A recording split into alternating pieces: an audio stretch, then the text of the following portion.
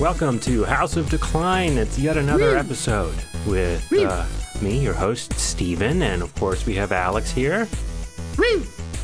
And before we get into the show, I want to ask everyone to go to patreon.com/House of Decline. Check out the stuff we got up on there. We got daily comics you can't get anywhere else. It's pretty cool. Can't get anywhere else, you know, unless people start pirating them, and then we'll kill them. That's unpiratable. You could never pirate an image. No, you can't do that. The technology is not there yet. They don't. It's true. You know, that's why we're preparing for it. We're trying to pitch it to various high-speed firms. You know, technology. Right. You know, speaking of technology, we got some emails. We got some fan emails. I think we got one from Zach a couple weeks ago, which we didn't have time to read last week because we were interviewing musical prodigy Jim E. Brown. Only 19 years old. Yeah. Only 19 years old. Alex, why don't you read out what Zach had to say? So, Zach, a wonderful listener from Australia, he said, "Holy fuck, Elon, I thought we were going to fix this. A bot nicks me for speaking to you like a normal Aussie. 7-day suspension from essentially anything but liking and DMing. Thought you all would laugh at this, though, so I wanted to share." And the tweet that Zachary got banned for is at House of Decline. "Yeah, that's just like what I'd expect from a fucking cunt like you. What the fuck, mate? Make yourself fucking useful and go down to the servo for some fucking ciggies, mate. Can you do that, you stupid fucking cunt? Or don't fucking speed down, my tags are expired, you cunt." And that was in response to a tweet about Aussies, at first me thinking they're calling me the friendly type of cunt, but instead realizing they're calling me the bad type of cunt. Because they use that word for a lot of stuff. I thought they only had, like, the friendly type of C word. No, it can turn on you. It depends on tone. You know, it's a tonal language, like Mandarin. Can you give the friendly version and then the non-friendly version? Oh, me cunt. That's the friendly version. Mm-hmm. If it goes up, they do their usual Aussie up talk. Yeah. And when it's the mean version, it's "Oh, you cunt." It's down. It's down. Okay. That's how you can tell the difference. It's inflection-based, not unlike Mandarin, as I said previously. They're so close. So, I mean, they're so close, yeah, geographically. They're geographically very proximate. They share a lot of similarities. Those Pacific nations, yeah. Yeah. Have you ever been to Australia land? Oh, no, I would love to go. I feel it's very much like Canada, except if Canadian people knew how to relax. And, you know, not be so fucking uptight all the time. And also, our brutality is very similar to their brutality against the indigenous peoples. So, you know, I think we have a lot in common, brutality-wise. Something that's a little different is, like, Canada isn't just intrinsically a brutal place, I don't think. Well, I guess because you do have the extreme cold and the further reaches. So I guess it does share that, but I mean, I think of Australia having, you know, these like the most deadliest spider and the most deadliest kangaroo and the most deadliest... the deadliest kangaroo. That's the only kangaroos. Well, no, they just have the deadliest kangaroo, I think. Right, so there's some benign kangaroos, say, on the Indian subcontinent, there's like non-venomous kangaroos. Non-venomous roos. Yeah. Out there. You know, you could wake up with like a funnel web spider in your house in Australia and... Oh no, it's a funnel web spider in my pee hole. I got it in my pee hole. We gotta go down to Woolies. Let's go down to Woolies. Chuck her in the ute. Let's go down to Woolies. Well, we also got another piece of fan email from our dear friend SB who wrote us. I'll read this one. I don't need to do any accent. I'm not the accent guy. Dear Alex and Steven, hey guys, long story short, I deleted my social media a while back, but I'm here and happy to be alive. However, when I came back to Twitter, I said, "Where the heck is Jack Dump?" And I had to listen to the pod to find out that it got banned. R.I.P. Well, we were mutuals on my old account. Yes, it's P. When you guys first started the pod and had like 15 monthly listeners. So wild and awesome to come back and see you guys blowing up and shit and stomping through the jungle. You guys deserve it. My new account is at TV Dinner if you'd like to follow me there, but no need. Just wanted to check in formally, say hello, best and best. Espy. Well, Espy, I hope everyone goes and follows you. It's TEVE Dinner on Twitter. I just gave you a follow. And also the first email from Zach. His email is Zachary, Zachery 120588184. Yeah. In Australian, that's at Zachary, Zichery 120588184. And follow them both. Great posters all. Poster recommendations. If any of you listening would like to send us some fan mail and have it read on the show, just email houseofdecline@gmail.com. Of course, that's HAUS of decline @gmail.com. And so now we're on to the bits part of the show, the part of the show where we do various bits. Mm-hmm. The bits premise this week is that we're an advertising agency. Because I've been watching a lot of Mad Men. Mad Men. And we are going to cheat on our wives now. Cheat on our wives. I mean, I have all the lyrics. I have all the lyrics to the Mad Men theme song. But I've been thinking, how we've become media moguls. We become big dick media moguls. Of course. Yeah. So now it's time to, sell ad space, take the next direction, get really serious with our business model.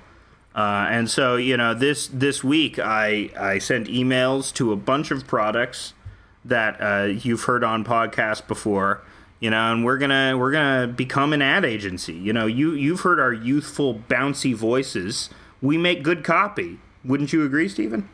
You mean, like, as humans, we make good copy? As humans, we make good copy. Walking advertisements? Yeah, absolutely. Because, that's what this whole podcast game is, right? It's just give us money. We're providing you with entertainment, but really, we want money. Give us money. And medical advice. We'll give you medical advice. Yeah, in exchange for money. That's what we'll do. That's one of the products, actually, is casual medical advice. You've heard professional doctors. medical. We're for sure doctors, and definitely doctors. Also lawyers. So we do legal advice. Yeah, we're doctor lawyers. We're Dr. JDs. Ooh, financial advice. That one's good. Yeah, we're CPAs. CPA MDJD. Yeah, exactly. That's what we are, and which is why the thing we're most qualified to do is advertising. Because we know what people want, really. Mm-hmm. All of this scholarship and study has gone to understanding, And you know what people want? Yeah, what people want. But that's what I'm it's asking, about. Do you know what people want right now? Because I do. What do people want? People Stephen? want flaming hot Cheeto Mountain Dew. They do want flaming hot Cheeto Mountain Dew. Have you just discovered this? This is a real product. This isn't part of the bits.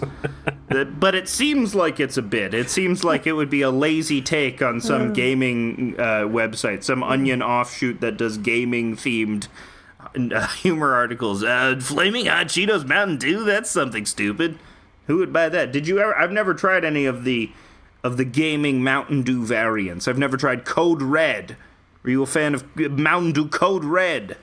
I think when it first came out, I liked it, but that was like 2003 or something, right? Mm-hmm. It was pretty good. I mean, for soda, that was 2003, 2004 was my peak soda days. It's when you were drinking soda a lot. Yeah, well, I knew how to get a soda out of the vending machine for free. Basically, that's incredible. Involved just sort of it wasn't that heavy. You just sort of grabbed the top of it and then pulled it forward and then pushed it back, and that force would knock one out. And it was kind of dangerous because if you did it too far forward, you'd die. You would die, crushed by the vending machine. But that's a lot of more people die like that than from shark attacks each year. And, yeah. Yeah. That'd be a funny thing to do on Shark Tank, I have an idea how to reduce the amount of vending machine deaths. But just bolt them to the floor. I wonder how many how is it like an insurance thing? You should be able to sue someone if their vending machine isn't bolted to the floor because the temptation. And we invest the money in risky loans. Yeah. See, that's our first product, vending machine insurance, What if your vending machine, what if an errant youngster is trying to get some free Mountain Dew Code Red out of your machine, he crushes himself, Wah, wah, wah. Big family tragedy. Bones scattered everywhere. Blood, blood, blood. Everybody's sick. But what do you have? What do you have in your pocket? Vending machine insurance. Get it. And what do we call it? What do we call it? What's the name for this product? How about Venmo? Vending machine insurance? Venmo. Yeah, the vending machine insurance. You're going to call it Venmo. Yeah. Yeah, call it Venmo. Yeah. Venmo. I'm sorry, I'm distracted because there's 150 reviews of flaming hot Mountain Dew. Let's read some. What are the... I mean, that's what we do as admin now, is we have to understand what the consumers are saying. Okay. I'm just amazed there's 150 different reviews. Sure, a lot of them are bots. Do we want to read like the ones that are like good, or the ones that say it's 1 star? Or? We gotta read them all. That's what that's what this episode is dedicated to now. Is reading all 150 reviews of Flamin' Hot Cheetos Mountain Dew. Why would you want a cheesy beverage? That doesn't sound like you'd want that. Well, you never drink. Like you've never had queso to drink. Never. You drank some queso. Yeah.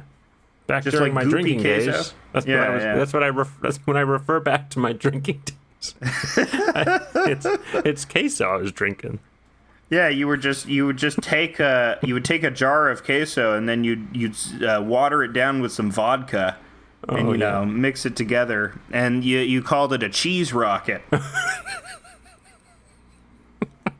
Actually, it's auspicious that you say that, because one of the people that I reached out to was the Iberian Cheese Council.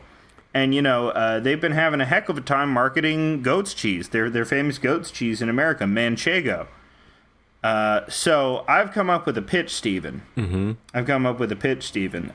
It's chego.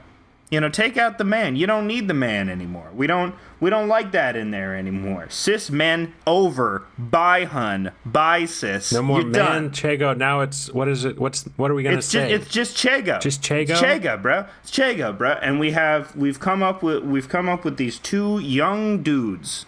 These 2 young California guys, and they're sitting at the beach. They're enjoying their Mai Tais, and they're like, bro, can you pass me the chego? And the other guy's like, chega! And he says, yeah, and they bond over it, It's the ritual. It's the ritual, you see, of the chego. It's kind of like a Corona, the beer, not the virus. Exactly. Yeah, exactly. Yeah. Well, they had a real problem with that. In fact, Corona wanted to change its name to Chego. Oh, yeah. Because it's just such a fun name, but they couldn't. They thought they would wait the pandemic out. I mean, I think right now, Corona, the beer, is probably doing okay. It's probably pretty fun to drink Corona, the beer, if I had to say, because if you're at a bar drinking anyway, you're kind of throwing caution to the wind, and why not have a Corona while you might be getting Corona? I wonder if Corona sales increased because of irony buying. I believe so. Irony is as an advertising agency, irony is one of the most important aspects. We actually have an irony scale from... yeah, exactly. It goes from like A to Z. Yeah. That as most scales go, it's not numerical, it's alphabetical. Yeah, well, S is the top, right? Right. I don't know who developed this scale. Why does it? Do you know what the deal is with like S tier being the best and it stands for S. Okay. Which is obviously the superior letter, Stands for supreme. Because it's in the most words. Yes, sure. Supreme, super, supper, Sam, sorghum, Stego. Chego. Stego. There's an S in front of it now. Well, now it can be like it's Chego, but instead we're going Stego. What's that cheese? It's amazing. Is it cheddar? No, it's Stego. We're coming up with... There's no bad ideas. How about a cheese-headed revolutionary called Cheeverra? And he's storming the beaches of Cuba, and he's like assassinating inferior capitalist cheeses. I guess that. Well, the Cuban Revolution didn't start off well at all. No, they had a tough time going at it, but like Chego, they will overcome. Kill a bunch of plantation owners, get the plantation workers on your side, and those are the Chegolets. All I'm saying is that there's no storming. Their beach storming was a disaster, and it's amazing. It's amazing that they pulled through living in the mountains. To be a Cuban revolutionary. Yeah, that's what we all dream of being. That would have been fun. Have a big beard, stink up to high heaven. And everyone's like, oh, but Che Guevara executed people. And I'm like, good, he needed to. Yeah, that's cool. What about that isn't cool? That's what we want to go for. That's Che with cheese. Che Guevara, he executes people. But they deserve it. Yeah. I mean, can you say that the cheese people aren't better off under Che Guevara than they were under... You mean the poor cheese people of... The poor cheese pizza of Cheese Cuba? Because you know how cheese often comes in cubes, so it's Cheese Cuba. Cheese Cuba. Yeah. See, this is a great ad campaign. Yes. This is why we're ad men, We're developing here at As You Speak. And, we have Batista... They overthrow Batista because he's a more specific type of cheese. He's Che Guevara. He's made out of he's the goat, frankly. It's all coming because you know how kids say stuff is goated. It's goat's cheese. He's the goat. Has a beard and pupils like a goat. He's a goat man. Spitballing ideas. And maybe at the end we can have Wallace wake up and say, "Oh, Gromit, I had the most terrible nightmare." You're right. Let's see if we can get Aardman in on that. Yeah. We can bilk in on that because they're cheese-related characters. Wallace is that fucking idiot, that fucking asshole. I hate that little Wallace. Wallace is a Little Englander asshole. He roots for Arsenal. He's a turf. He gets misty-eyed about Thatcher. And that's who we're targeting with the cheese market. That's who we want. You're unfairly painting a picture of Arsenal fans. I don't like the immigrants, Gromit. Gromit, there are too many Polish people at the Tesco's, Gromit. There are too many Polacks at the Tesco, Gromit. Gromit rolls his eyes. But that's who we're going for. That's the market, and these racist Englanders, they don't like the Spanish cheese because they associate them with their torrid vacation and houses of course in Gibraltar. The Armada. Yeah. Well, they came out good with that. So why are the English complaining, Yeah, well, the English's butts were saved by that storm. Mm-hmm. You could, if that Armada had gotten there without the interference of the storm, you'd all be speaking Spanish in England. Yeah. It's weird that England worships Jesus as the Anglican faith instead of a storm god. Mm-hmm. I feel like they should be more into storm gods. I know. That was a perfect opportunity for the Norse religions to make a comeback. Yeah. Like, oh my God, we're saved by Thor. Jesus, he's more of a bread man. We need a storm guy. Thor, now there's a storm guy. Get right into it. And then Varg's nightmare would come true because it's a bunch of English people worshipping Thor. And it's like, oh no, what have they done? Oh, no. Varg's voice is much higher pitched. Oh no, what have they done? Yeah. It is me, Varg of here. That's Varg. I like to burn the churches. Have we done Swedish Chef Varg yet? I feel we did that a couple episodes ago. We did that. We can't rehash Swedish. We can't rehash old bits. Yeah, we can rehash bits from 2 years ago if we want. Okay, so we got the Chego campaign. We got the Chego campaign all settled. Yeah, I love that one. Cheese Cuba. Cheese Cuba, absolutely. So the next one we have, you know how everyone likes DIY, and everyone likes DNA tests. And, everyone is devoting more time in their lives to their jobs, don't have as much time for family anymore. So freeze your own sperm at home kits. And what kind of equipment do you need to freeze your own sperm? What's in the kit? It's an ice cube tray and an eyedropper. Okay. And That's what it comes with. We're brainstorming ideas. We want to expand the kit because it's pretty intuitive how to freeze your own sperm. Just get a bunch of sperm. You need to do it in a way so that I guess it's accessible pretty much immediately upon de-thawing, because it doesn't last for that long after you de-thaw it. So you're saying the ice cube tray method is insufficient? That may not be great. You may want to freeze it in the thing that can then, in the sort of turkey baster that it can then come out of, I see. So you're saying we should freeze it in the eyedroppers, but that's gonna, cause a lot of overhead, having each individual eyedropper for each, load of spunk right there, Well, I only emit about an eyedropper full, a tiny, teeny amount. Right. But it's extremely, it's extremely concentrated. Right. Doctors said I have perhaps trillions of sperm. Trillions. Of sperm. That's a lot of sperm. Most men only have millions. You guys, you couldn't even freeze your sperm. Your guys are moving around so much. Well, they also, it expands, and it's kind of, the thing, it's kind of like the thing, my sperm kind of bubbles up and assumes the form of a human as soon as it comes out. That's have you tried marketing that? Have you tried doing ads for your, because you could, if you come on something, will it replicate another object? Well, I cannot. It's too dangerous for me to orgasm. So you haven't been coming a lot, far too dangerous, because the cum assumes my form and tries to kill me and take my job in my life. Right. It's the cum monster. But really, what we know about the thing is that you gotta freeze it, right? Because that's, the folly of the Swedish scientists at the beginning of the movie was that they unfroze the thing. Yep. We were safe until they thawed that bitch. So this product is for people like you, people with the transformative sperm. Okay. But, I mean, the last time I did it, though, it tried to kill me. I had to freeze it. So you're right about that. But I needed like a big freezer in the basement. And if you aren't aware, during the coronavirus, all those freezers sold out. So I spent the first year of the pandemic running from a cum monster.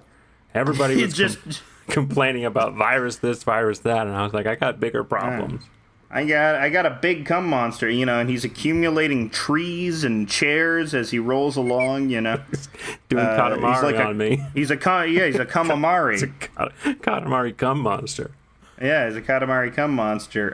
But luckily, you were able to get the cryotech from the university there. Yeah, University of Toronto.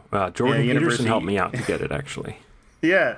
Because, he talks about how you should master your manhood. That's when he talks about... You need a freezer pack for your cum monster? That's what he said to me. I can't do the Kermit voice. What we understand is this is the preternatural or cum monster. What we can liken this to is the handsome prince at the end of Snow White, overtaking him with his lustful yonic kiss. I believe that with my beautiful cryotechnology, which I use to freeze my tears, I will put an end to your disease, to your problem. And he did. He froze that guy. Yeah, the cover story was that he was in Russia, addicted to benzos, fucking his daughter, but actually, he was helping me defeat a cum monster. We're making a comic book. It's going to come out soon. It's called Jordan Peterson and the Spooky Cum Monster. Jordan Peterson and the Spooky Cum... Catchy title. Great title. That's why we're ad men. That's why we're big ad men now, since becoming ad men, we've been around the block. We're drinking now. Steven, you're back on the wagon.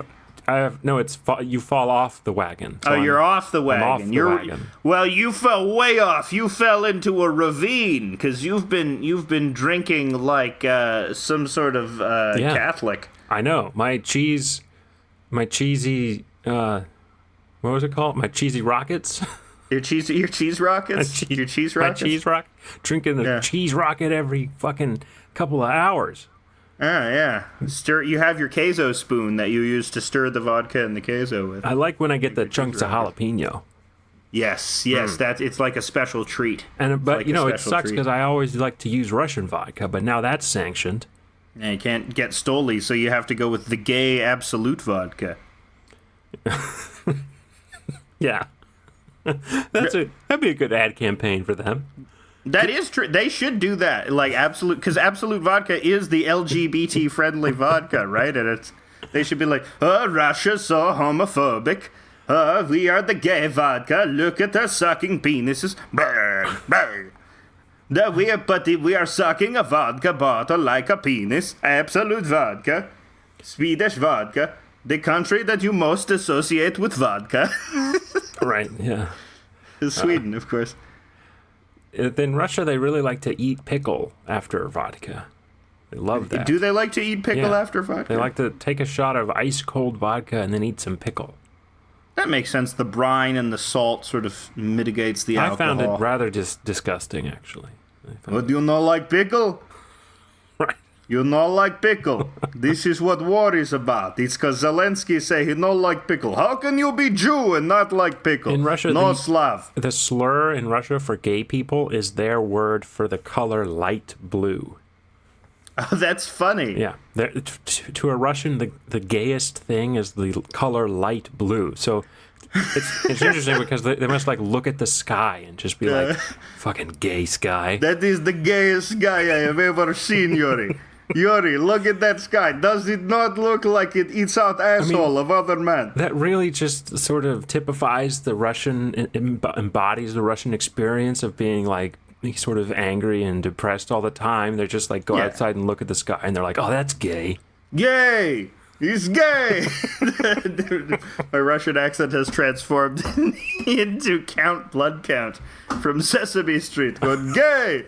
What if instead of Count Blood Count, he didn't count things, but he instead pointed at people and shouted, "You're gay!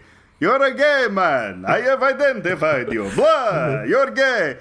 There you go. Maybe you could do a comic free ad campaign where he's in the old folks' home and he's got Alzheimer's and that's what he does. It's all my comics are every pop culture character with Alzheimer's going, "You're gay. Yeah. I am gay." Our drinking is catching up with us. We've aged terribly. And the sex also. Remember the sex with the employees, because that's what ad men do. Yeah, we're big bosses, and we use our boss powers to Louis C.K. people. Yeah, I was doing a Mississippi bird bath, just like Louis C.K. would. Louis C.K. was all the way. Oh, yeah, I love Mississippi bird baths. That's where you get your unpaid intern, and you put Kool-Aid in his mouth, and then you put your balls in there. Oh, but the first thing I love is my daughters, and the second thing I love is Mississippi bird baths. Oh,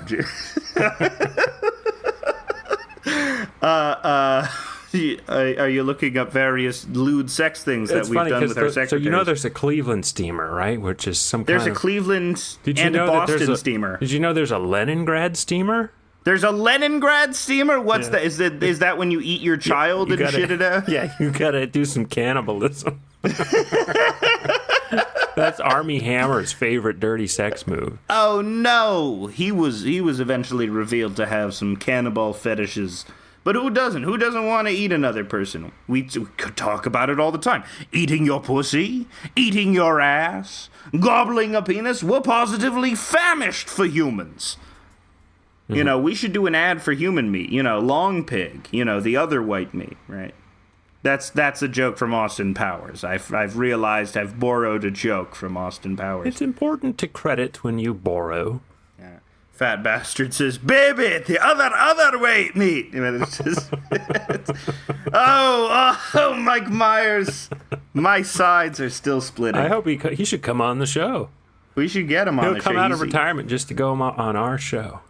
I think if we talk about Toronto a lot, he's a big Toronto booster. Him and Drake are together. Oh, yeah? I always forget that. Yeah, him and Drake are together, boosting for Toronto. It's funny when he's the other guy, when Kanye West says George Bush doesn't care about black people. Yeah, he's Mike the other Myers guy. is the guy there who's got to keep a straight face. What's going on? Like, I would have... How did he not start laughing? Yeah, I don't know. It was such a fraught time that Mike Myers, he looked like he was going to die. But it's one of the funniest things Kanye's ever done, except for the Taylor Swift thing.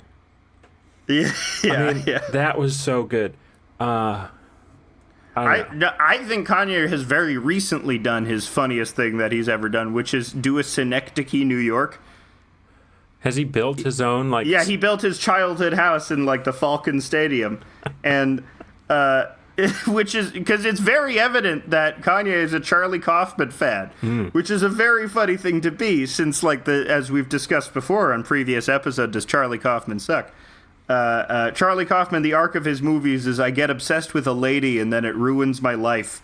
Right. That's Kanye, baby! That's what he's all about. He got obsessed with the ladies and it ruined his life. His mom, she died, and Kim and their relationship died, and I'm sure whoever's next is gonna suffer a fate. He is dating some young lady out there. I'm sure. He should be dating his He should be doing Mississippi Birdbaths to his secretaries, because he's the biggest ad man of all, Kanye, really. We got a new client. He's they're having a problem. It's a regional food stuff, very popular in the region, but it's having trouble breaking out. And it's a meal of turkey, mash, peas, gravy. It's like a Thanksgiving meal, but it's served on Sundays, you know. And it's called the New England Fag Supper. Why is it called that? Oh, it's because of its inventor Chester Fag. Uh-huh. This is spelled Phagg. Oh, okay. Yeah, Chester Fag. And as you can surmise, the name is holding them back. But they won't let go of it because it's the family name. No. Yeah, it's tradition. So, we've encountered this before, actually. Do you remember when we were tasked with advertising for Rochester's garbage plate? Yeah, the garbage plate of Rochester. It used to be called the diarrhea plate. Yeah, we went up a little bit, and now now everyone is eating garbage plates. Yeah, it's popular across they're making garbage plates in bodegas. They're making garbage plates in Miami, you know. And those are Cuban garbage plates with Che Guevara's cheese Cubans on them. with Chego. Chego. You know, and we would do brand synergy, of course. We want your Chego on your New England Fag Supper. You know, I'm uncomfortable saying that over and over again. But they won't let me say New England f-slur supper. Because it's not an F, it's a PH. It's not an F, it's a PH, you know, so that's inaccurate. That's what I initially tried to pitch to them, and, you know, they're a tough nut to crack, I gotta say. The owner is, of course, the fifth generation owns this company, Cecilia Fag. What if they said New England Tom Brady Supper? Whoa! Because we all know Tom Brady is a fag, so... Yeah. But, I mean, we did market testing, and you should see the happiness on these people's faces, on these New Englanders' faces when they have their... I think it'll be the change will go so smoothly because it won't take everyone will immediately know what you're talking about when you say New England Tom Brady Supper. New England Tom Brady Supper. No, they don't think he's a fag over there. They think he's... they do. Yeah, you're right. What are you talking about? If there's anything New Englanders think, it's that Tom Brady's a fag. Because they associate him with the beautiful fag supper. Yeah.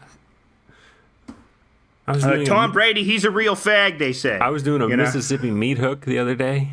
Doing a Mississippi meat to one of your secretaries. Of course, yeah. Yeah. And then we were talking about Tom Brady afterwards. Mm-hmm.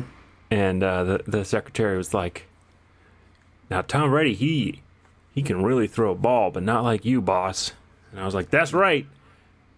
And then I fired my secretary for that. Yeah. She shouldn't be getting so fresh. You know, she's just there for Mississippi meat hooks. So, yeah. Oh, he shouldn't be getting so fresh. You know. You know, he Tom Brady can throw a spiral, but what you can do is you can rotate your body at will while you're in another man's ass and spiral around like a helicopter.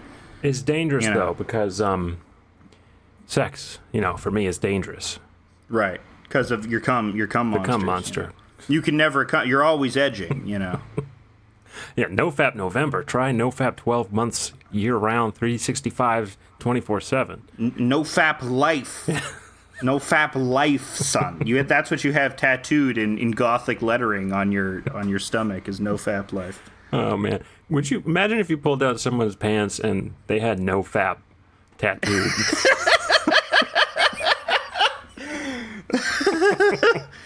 And they just looked at you with supreme confidence, and they were like, that's right. I may have taken a wrong turn in my life somewhere. No, he tattooed no-fap there because he wants you to know that he shoots the thickest ropes. Okay. The thickest ropes. You know, George of the Jungle could swing from these ropes. That's what he says. That's what he says about him. These ropes, you know, you'll need a carabiner for the tensile strength that these ropes have. You could climb a mountain. You could climb a deer. You could climb on top of a cliff's edge with these ropes and have your New England Fag Supper right on top of a mountain. You saying George of the Jungle reminds me of the time when I did, with my intern George, I did a Georgia Scorcher on him. Did a Georgia Scorcher on it? Does every state have some sort of horrifying... It does on the website that I'm currently on. That's I did a Tennessee Williams to my boyfriend. I did a Georgia Scorcher is where you take off someone's underpants when they're passed out, and you shit in them, and then you put their underpants back on. Yeah, and you were doing that to like all 7 of your secretaries. I did that to everyone. That's That's sort of my hazing ritual. Yeah, it's a rite of passage. When you work for me, you're gonna have shit in your pants, and you're not gonna know whose it is. Yeah, and you drink nothing but cheese rockets. We're drinking all day, but it's just cheese it's like rockets. A black log. You can smell vodka in it. Because my liver has stopped being able to handle just the cheese and the vodka. Yeah.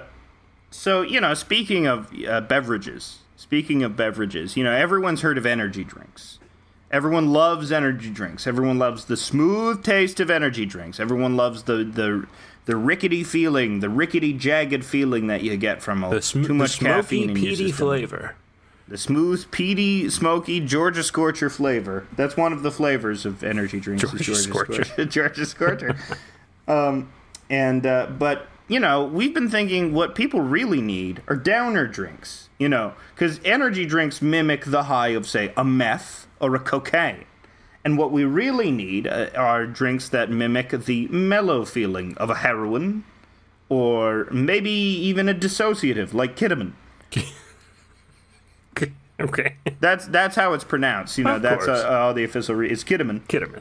Kidman. And Nicole Kidman. And so we've been going over some ideas for smooth downer drinks. And let's just, you know, let's brainstorm some names because, you know, for the energy drink. Great. I think that's already a logo, but we Zero locos. Do you think Naomi Klein has copyrighted no logo? Can we use? Will she sue you if you use the no logo thing in order to make money off of it? with a K. Oh, no loco. Yes. I thought you said but Naomi Klein might sue us anyway because she's very. She's not going to litigious. sue us. She'll sue us. She's litigious. Why would she sue us? What is no logo? No logo. That's her book. You don't know that, but that's the book that made her famous. Sort of like her late '90s Adbusters. This is Adbusters. Yeah, honestly, but she wrote much better books. I don't read nonfiction. I'm sorry. Boo! Boo! It's boring, You're lame. dude. Like what? Read Legacy of Ashes. Oh, this is a book about how the world is bad. Oh, yeah, crybabies. That's why we're in ads. Like, Geralt of Rivia's fucking another person, and now he's defeating a big scorpion monster. Geralt of Rivia, he's fucking a prostitute, but he looks sad while doing it because he has an emptiness in his heart because he is not human. He witches. He's witching all over the place. You know, we should buy time during The Witcher because everyone knows that you can't watch The Witcher without your smooth downer drinks. And you know, Netflix is very good news for us. Netflix has announced they're going to start having advertisements on. In their Netflix shows. So maybe some of our drinks, our low energy drinks, can go on some more of the low energy Netflix shows. Yeah, in the Golan Heights in Israel, they have Mountain Dew Code Red, which is... Okay. I just wanted to get that out there. Okay, that's good. That's good. Wanted to get that jab at Israel. They've been doing some bad stuff recently. Israel, yeah, they're always doing bad stuff. Go around doing apartheid and colonizing the Palestinians and stealing their ideas and being like, we invented falafel and this is our land, and then bonking them on the head and being big douchebags. So, Stephen, I think you know what our greatest ad challenge is going to be. Israel. Pitching Israel to millennials. Oh, you mean making millennials like Israel? We're going to make them like Israel. We're bringing Israel back, Stephen. This might be a bridge too far. I may have to... You may have to edit this part out. No, we're doing it. Not editing it out. I'm never going to edit anything. I'm too lazy for that. The Zio fandom. We're going to get them all into the Zio fandom. I'm just saying I might, stop paying attention and go do a Texas chili bowl on my intern. There you go. Or go do a Mountain Dew Code Red, which is also another. Go do a Vermont maple tapper. Vermont maple tapper. Mm-hmm. Go do a Montana Madness. Go do a Minnesota junkie. North Dakota hot air balloon. A North Dakota hot air balloon, of course. Do a Colorado hot plate. Of course, a very difficult sex move is the Philadelphia sidecar. Of course, the Philadelphia... Yeah. I think I know... What is that? Well, you have to find someone who has a colostomy bag. Right. And then you fuck the hole from the colostomy bag. People come up with this stuff, just inventing this stuff, like we're doing right now as ad men. Except they're purer than us because they expect no reward for it. Somebody's just mashing together a state name or a city name and some sort of object, and then it's something disgusting. So, how about a San Antonio fruit punch, which is you assault a gay man? Whoa. That kind of a thing would never happen in San Antonio. Don't defame. You're right. That's more of a Lubbock thing. Yeah, that's a Lubbock thing. That's a Lubbock. That's like a Montana thing, honestly. San Antonio's a blue city. We love our guys here in San Antonio. We have big gay San Antonio, Texas chili. Big gay chili. Big gay chili. Like the nation of Chile. That's what they call it. Big gay Chile. Welcome. We are the Chileans. Welcome to Big instead gay of Chile. The Israel contract, which I frankly don't want to touch with a 10-foot You don't want pole, the Israel contract. Why are you not willing to work with Jews, Stephen? No, I'm willing to work with Jews. I'm not willing to work with Israelis. Okay. That's reasonable. Yeah, come on. Like, we're not. I don't have a Soda Stream. I don't own one. It's Soda Stream, more like Too Extreme. I don't watch Wonder Woman. I don't care for it. The thing about Wonder Woman, if you watch Wonder Woman, that means you support Israel. It is this beautiful island. No, we need to take the El Salvador contract. Because they're shattered because of their Bitcoin. Because their genius president had decided to invest all their money in Bitcoin. We're buying the dip. We're buying the dip. That gives me a good idea for a comic where someone says he's buying the dip, but it turns out he's referring to an onion dip. Wait, make the first comic about me buying the dip, and I'm buying queso for one of my cheese rockets. For one of your cheese rockets, because I've fallen off the wagon. Yes, I'm finally going to be famous. I'm going to be in a House of Decline comic. Just use my full name and put my telephone number in it. Yeah, you've been doing an American accent this whole time. You're actually a London street tough. I'm actually a street urchin from London. I've got a Cockney accent. It's the one thing I can do besides German. Because I'm extremely white, and those things they pass down in the DNA. Right. You have your epigenetic accent memories. Yeah, I got Nazi. I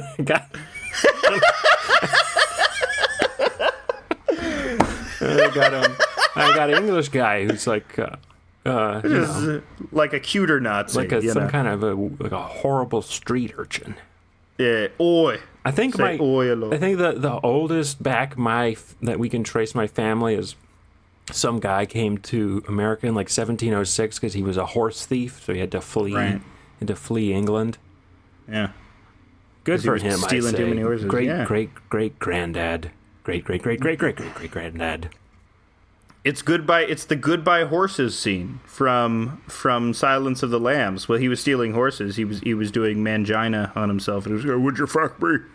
I'd fuck me." You mean my relative was a horse fucker? No, he wasn't a fucker, but he was doing. You know that scene. It has the song "Goodbye Horses" by Q Lazarus. I don't. In Silence of the Lambs. I don't have. Goodbye horses. I don't have that kind of insane memory you do for these Buffalo things. Bill. That's a famous scene because he does the thing that every person with a penis has done this, where they tuck their penis behind their legs and they're like, "Oh look, I'm a lady. Remember when you were just a wee lad, just a boy, and you could push it all the way in? Oh yeah, that was cool. That was fun. It felt like I had a like a transformer like ability, you know, and it would make these mechanical transformer noises when it came out, you know. Wow. Yeah. So where were we? We kind of skipped over the New England Smooth downer drinks. Well, I was thinking, you know, you've been so good at coming up with names for sex positions. We should just try and brainstorm some names for these smooth downer drinks. And they got to be like simple one-word names. Yeah, well, like noloko. We went off into the Naomi Klein. Noloko, That yeah. noloko I still Noloko. think is good because it's That's zero good. locos. How about faux loco? Okay. Because it's not real Four Loco, but it's Well, faux let's see. There's Loco. Red Bull. But we need to down. What's the opposite of a Red Bull? A green cow. How about Green I cow. was thinking China shop, but that's kind of like. Oh yeah, that's racist. You're being because of associating with Chinese opium dens. no, These smooth downer because drinks. a bull in a China shop. Oh, bull in a China shop. I'm not. God, you're so accusatory. But these are smooth down. What do people associate with downers? Jazz. Jazz. For instance. Okay. Chinese opium dens. Okay. For instance. The ravages of Middle America, the dealing with the fentanyl outbreak. You know, so guys in Columbus, Ohio, with camo shorts. Oh, I think Columbus doesn't have a fentanyl problem. I think it's mostly, you know, like The environs. It's mostly like Columbus- gummo towns. Columbus is like gummo towns. Yeah, Columbus is like you know, they got the college there, state university there. It's probably it's like towns in Ohio you never heard of. Yeah. Like they used to have like a plastic fork factory. Oh, the old plastic fork work dried up, and you know we've just been dying out here slowly. Yeah. And the plastic fork fumes, you know, they decayed my fingers, so now I can't even jack off anymore. Remember Charlie Bucket's dad worked at I think it was at the toothpaste tube factory? Yeah, he screwed on the toothpaste caps onto toothpaste, which sounds is like a pretty... The worst job in the world. That's Roald Dahl was pretty good at coming up with whimsically bad jobs. Yeah. I like that. I like that book a lot because despite, of course, I know what you're going to say, like Willy Wonka is racist, but It's racist. The Oompa Loompas racists. But I like that you know, Charlie's coming from a poor family. It's one of the only class-conscious children's books. Oh shit! Are you doing the secret socialism of Willy Wonka? Yes. Are you doing the secret socialism of Willy Wonka? It's not a socialist book at all because, of course, It's- like the solution is like win the lottery. Yeah, it's a great lesson for kids. Or no, when you're a child, just prove that you're very innocent to an old eccentric, and good things will follow. Yeah. Like, which is very obscene that, you know, in the Johnny Depp vehicle, that he was portraying essentially a Michael Jackson-esque character. So the grooming qualities were there. I never saw the Johnny Depp one. I might want to watch it just to see how it was.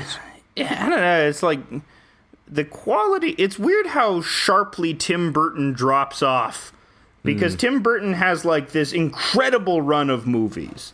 Like, and I'm gonna look this up because it's like, you can't believe just how many great movies in a row he directed. Got Pee-wee's Big Adventure. That's probably the first good Tim Burton. Yeah.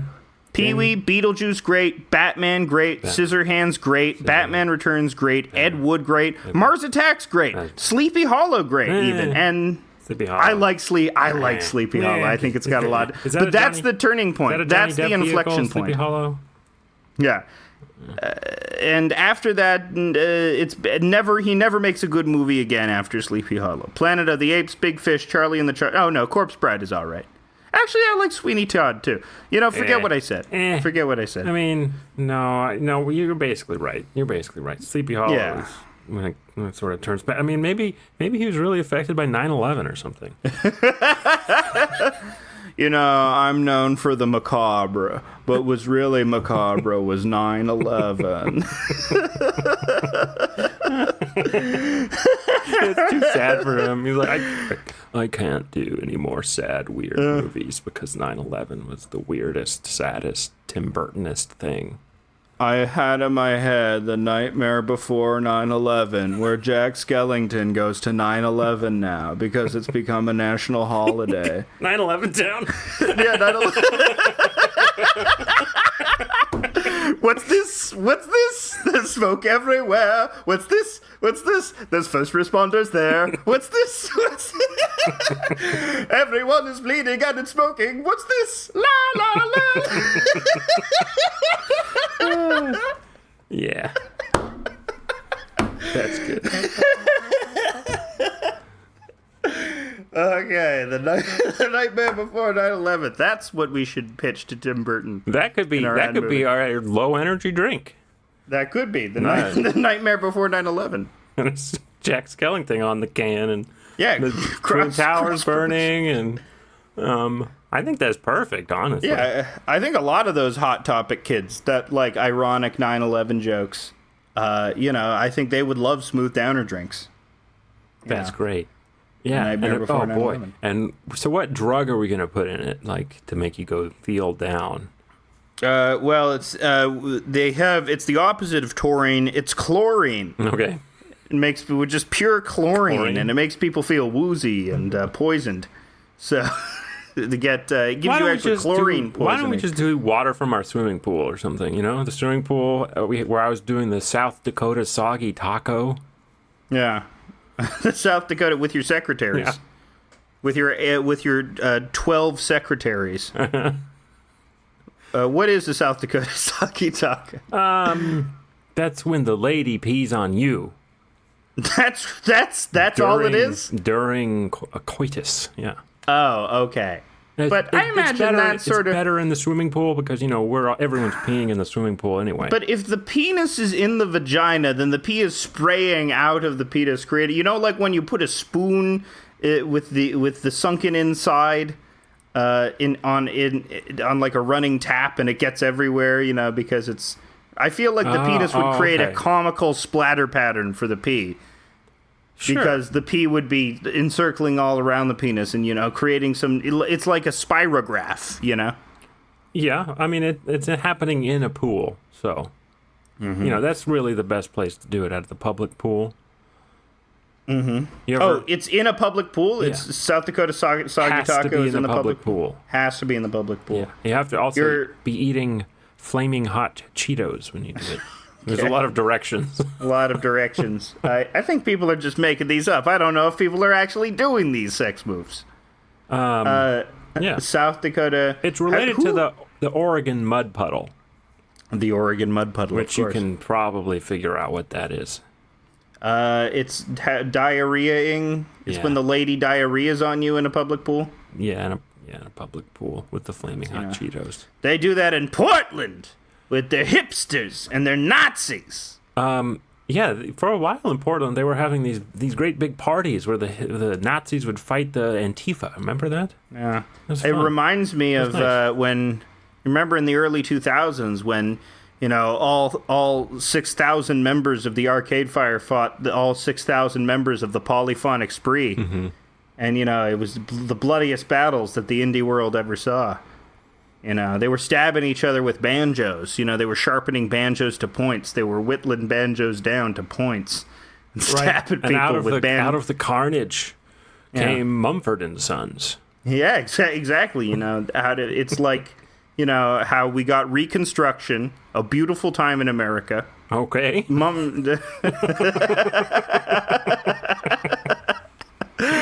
That's what Mumford and Sons is. It's the Reconstruction of music. It is. They are the racist throwback.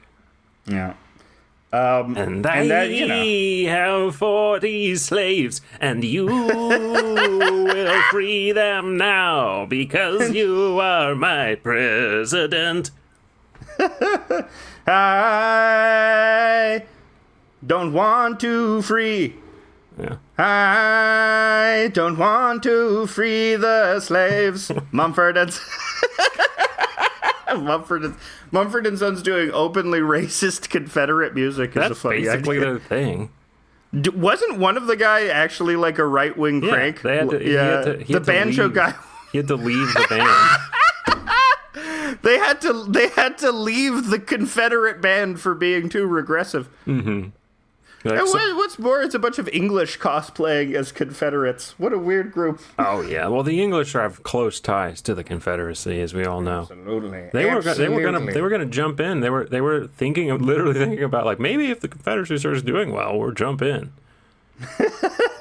And we'll take. Which is funny because they had outlawed slavery, you know, like 20 years before. Oh, they didn't give a shit about that. No. You kidding me? William Wilberforce, more like William Dilbert. The English outlawed slavery and then went on to do some of the worst shit ever. But they can feel amazing grace, how sweet. That's what that song is about. You know, in terms of throwbacks, we know the 50s housewife era is coming back. Oh, yeah. It's coming back. You see all these trad gods on Twitter. You see all these return people, and what they're saying most is that the thing that women want most is to be traditional wives and mothers. And, you know, the last time we had that was in the 50s, the greatest time. High marginal tax rates, Eisenhower, the Howdy Doody show, and we're combining that. We have these little miracles of technology, and it's small nuclear bombs to help you clean your apartment. Tactical nukes for your apartment. They're so tiny. They're really tiny, like pea-sized nukes. And, you know, you throw them on the ground like a smoke bomb, and they clear the area. You know, it's like a cute it burns little it all mushroom off. cloud, just like a poof. Yeah.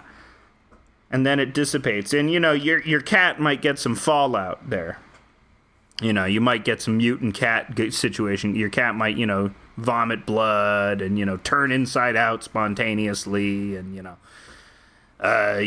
start chanting your name backwards, you know. But I think this technology is it's really proven.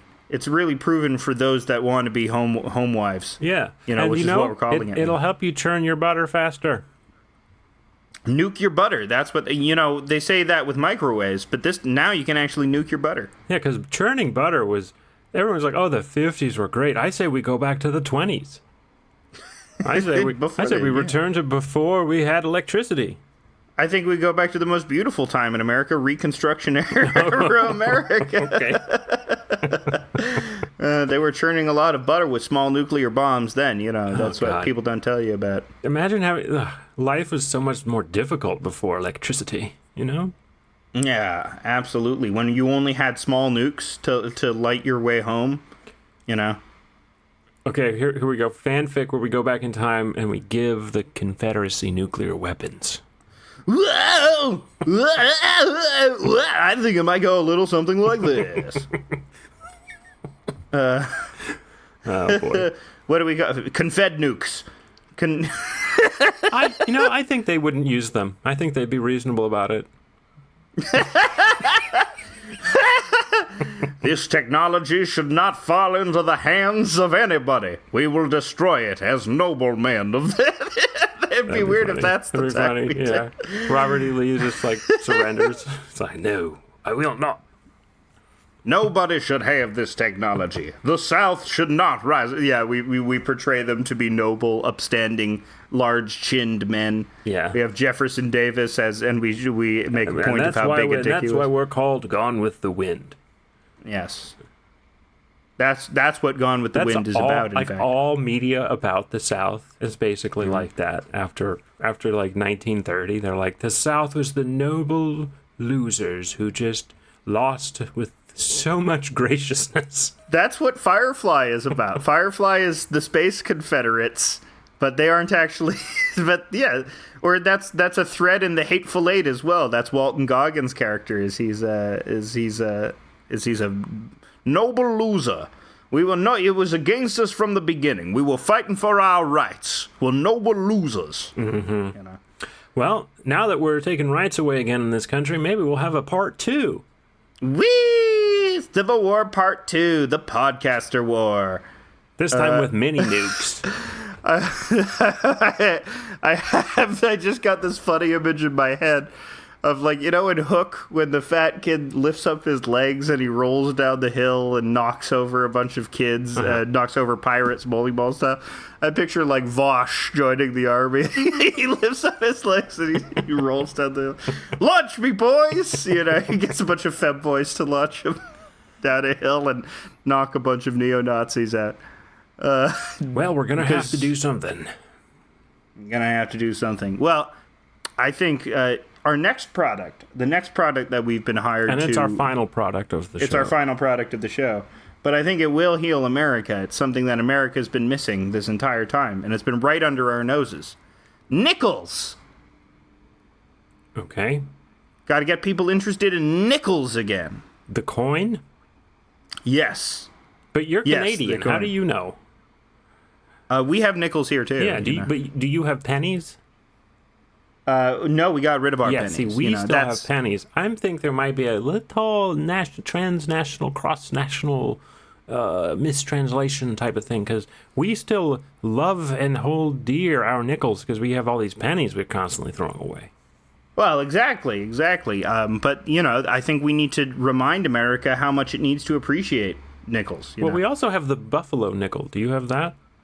No, we don't have. We got a nickel. We got a nickel with a bird on. Yeah, you guys are so mean to the indigenous. We put them on a nickel.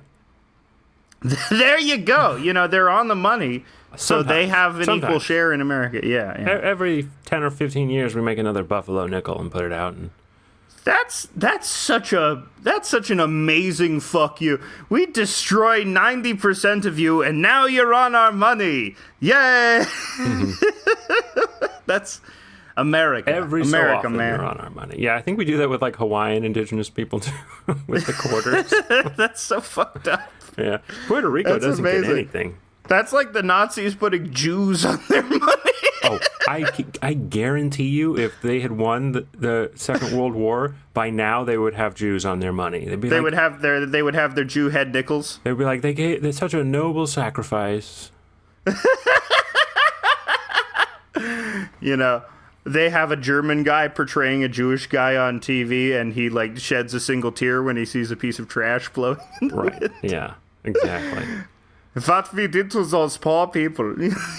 You know, and they're all weeping. They do land acknowledgement. This was once Jewish land. This was once the Jewish ghetto. Right. We won't give it back to them, but you know, we did some bad things in the past. Well, you know. I think Jew head nickels are a good way to get people excited again. Is that what the idea was? Well, now that's the idea. Okay. You've pitched it. You've pitched it. Yeah. Don't put my name on it, but sure. You don't. So let me get this straight. You want your name on Jew head nickels? No, I don't, because nickels is in fact itself an anti-Semitic slur.